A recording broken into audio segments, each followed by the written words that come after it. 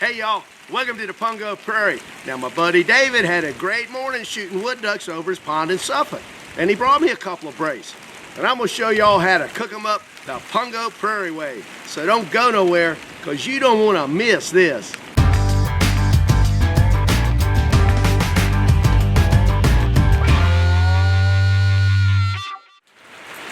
Now the work begins.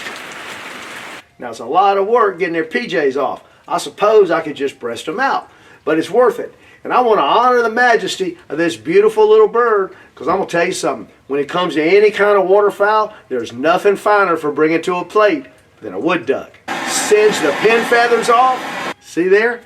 How nice that is? Now we're just going to go in the kitchen and finish dressing our birds. Now I got our ducks all dressed and ready to cook. And here's where the fun begins. And I got a couple of great ideas for some awesome Dixon's wood duck fixins. Now my first recipe really ain't mine at all. It's one that my good buddy, world-renowned big game fish and waterfowl artist B. Forbes shared with me. Now B created this recipe himself at his ducking club on the Eastern Shore some years back. And it really is simple to make, and it's all about celebrating this little duck right here. Now let me tell you about the ingredients we're going to use in fixing up this duck. We're going to melt up a stick of butter. We got some garlic cloves all peeled up, ready to go in it. And we're going to breast out and slice up our duck.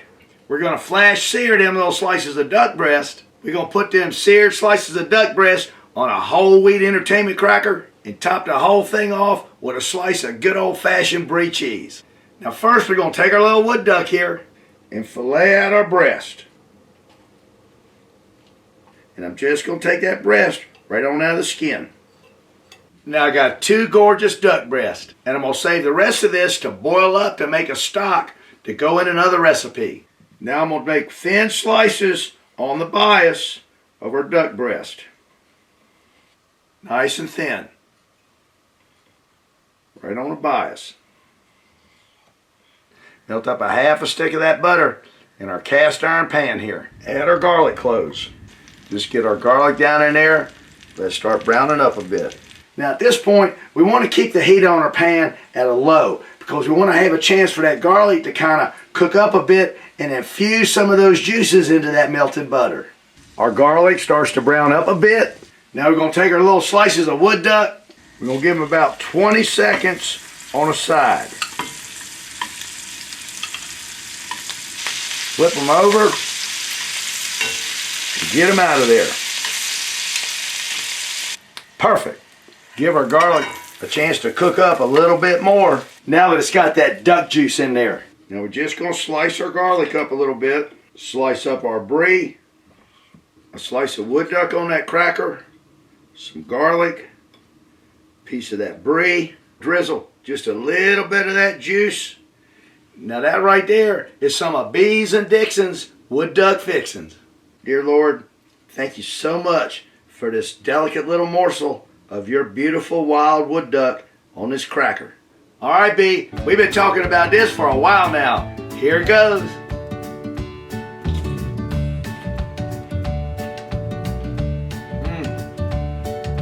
Oh my God.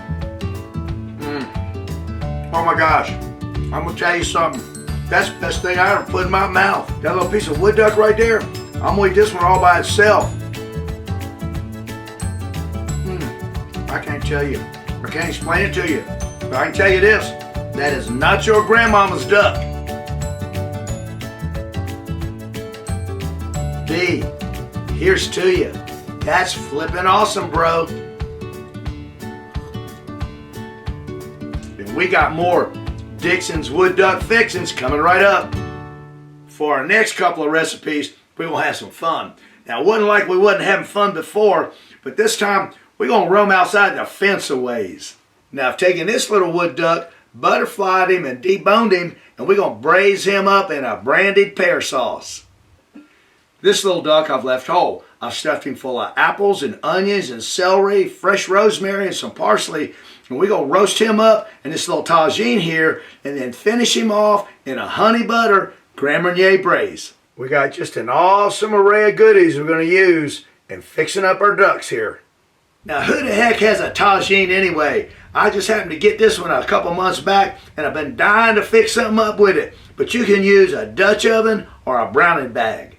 Some of the other things we're going to have to go with our ducks is a wild and multi-grain duck rice. We're going to use the meat that we got when we made the stock from the carcass of that bird that we saved from our last recipe, some Brussels sprouts and butter sauce, and some honey caramelized carrots. First thing we're going to do is get our rice going. We're using 2 cups of the stock because we're cooking up 1 cup total of our rice. A little chopped celery, onion, and fresh parsley. Our duck meat. A couple little sprigs of fresh rosemary. And a little dollop of duck fat. Give it all a little stir around in there. Put the lid on it. Turn the heat down as low as you can get it for 13 minutes. Be sure you keep that lid on there. Now after our 13 minutes is up, we're going to turn the heat off completely. Let the rice just sit there with that lid on it for another 13 minutes. I'm going to put just a little bit of olive oil in the bottom of our tagine here. We just got a few apple slices, some garlic cloves, a little bit of celery, and onion in there. We'll give our duck a little rub down with some sea salt and some fresh ground pepper. Set him right down there in the middle of our tagine, right over top of that celery. Put the lid on it. Now I've turned our heat down to about a medium low. I'm not really sure how long it's going to take because I never cooked with this thing before. I'm guessing maybe 30 minutes. But the idea here is that the juices rise up off our duck, collect into the top of this dome, and then rain back down on it, keeping itself basted through the cooking process. Now what I want to try to achieve here is an internal temperature of about 150 degrees because I don't want to overcook our duck. Now next thing I want to do is make up a little Brandy pear sauce to have ready to go with our boneless duck that we're going to braise up. Now all I've done to get this thing going is get a 15-ounce can of pear halves and 100% pear juice, put them in a blender, made a puree, which I divided into equal parts. I'm going to use half of it to make up a brandy glaze that we're going to put on top of the braised duck and save this to maybe put in the pan with the braising liquid. We're going to melt a half a stick of butter, a tablespoon of brown sugar, half of our pureed pears. Now I'm just going to take a shot of some inexpensive brandy here. About a half a teaspoon of cornstarch. Add our brandy. Get all that cornstarch dissolved up in there good. You don't want any lumps in it. Add that to our pureed pears, melted butter. Bring it to a boil and let it thicken up a bit. Let that cornstarch do its thing.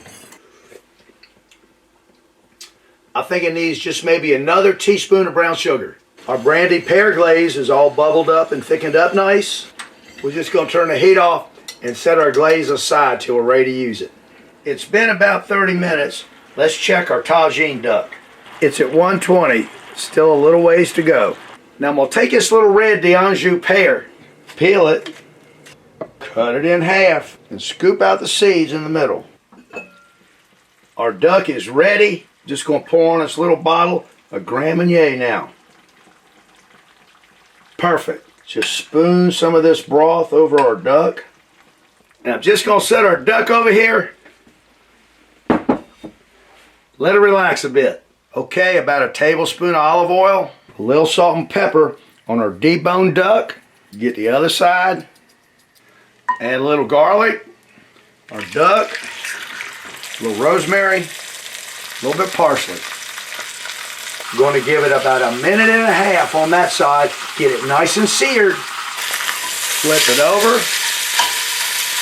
Now we're going to add our pear halves. Another shot of brandy. Turn the heat off. Now I'm going to add just a little sprinkling of this Oriental 5-spice powder to our pear glaze because I want to get just a little bit of that star anise going on in there. Just a little bit. Don't want to overdo it. Then coat the skin side with that nice pear brandy glaze we made. Now we're just going to transfer our duck with them pears to a 400-degree oven. Let that glaze kind of brown off and get our duck to it's about 140 degrees internal temperature. I'm going to get our carrots working and then our Brussels sprouts. Oh yeah.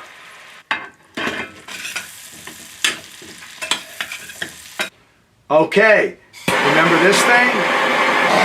We're just going to finish our glaze off like a creme brulee. Get a little bit on them pears.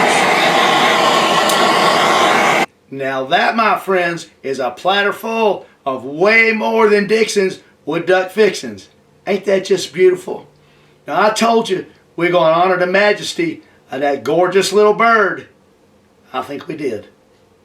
Dear Lord, when I consider thy heavens, the work of thy fingers, the moon and the stars which thou hast ordained, what is man that thou art mindful of him? For thou hast made him a little lower than the angels. Thou madest him to have dominion over the works of thy hands. Thou hast put all things under his feet, the beasts of the field, the fowl of the air, and the fish of the sea. O Lord, our Lord, how excellent is thy name in all the earth. Amen. I don't know which one of these to try first. I'm going for the Brandy Pear.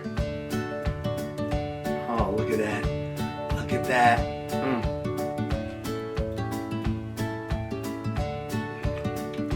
That is so good. Cooked just right. Medium rare. Got a little bit of star anise kicking in there. I'm going to tell you something. Now that's the way to cook a wood duck. And that, girls and boys, is what's cooking on the Pungo Prairie.